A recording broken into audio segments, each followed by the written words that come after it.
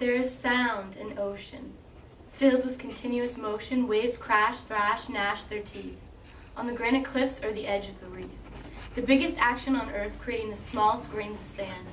How could we try to assign worth to a dancing kelp forest or waving sea fan?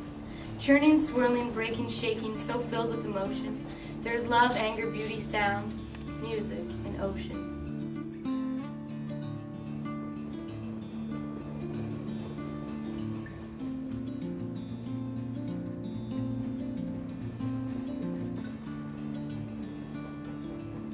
There is sound in mountains.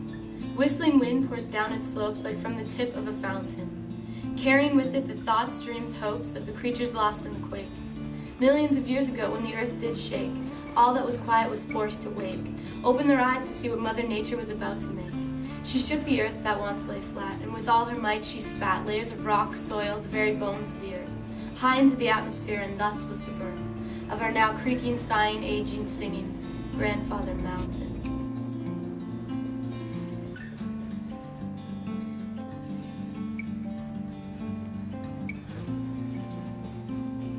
There is sound in lakes, the lonely call the loon makes when he's looking for his mate. He's desperate, no, he can't wait to find her avian silhouette and know that she's safe from every daunting threat that exists on the lake. And the bullfrog calls louder to find a female. His tadpoles are grown now, they've all shed their tails. The pike chase the trout, chase the minnows, chase bugs. They've all got more attitude than Harlem-grown thugs. 'Cause every second of the day is a fight to stay alive, and 3 creatures have to die just for one thing to thrive. There's mating calls and raindrops and the hiss of a snake, a composition to be played in the major key of lake.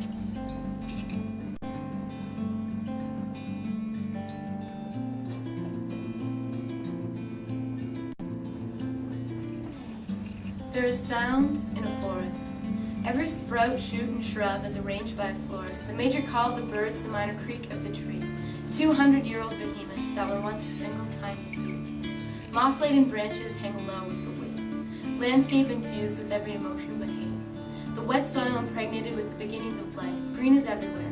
This forest is rife with plants, mammals, and birds in every cranny and nook. More diversity here than in any field book. So give your 2 weeks' notice and fire your florist. It's time to leave the city for the music of forest.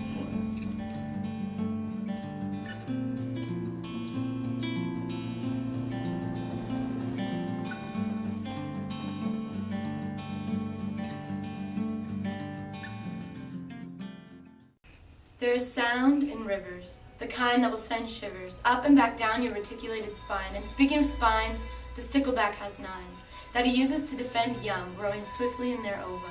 This river's got more power than a supernova. Raging water pours over cliffs, how far it falls. Salmon make play of these towering walls as they fight against the current, all in a bustle. Each grows stronger, pulling on red muscle. With vigor, they finally reach their destination. Building reds, finding mates, they begin procreation. Before sliding back down the twisting sliver of motion, commotion, acoustic river.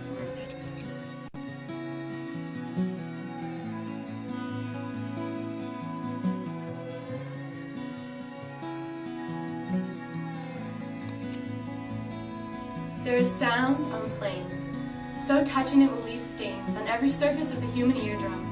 Eggs the size of the nail on your thumb will give birth to birds that carry in them a song that travels to the edges of the earth, it's that strong. Wind rustles grass that grow in field after field, a tune so soothing it leaves every hurt healed.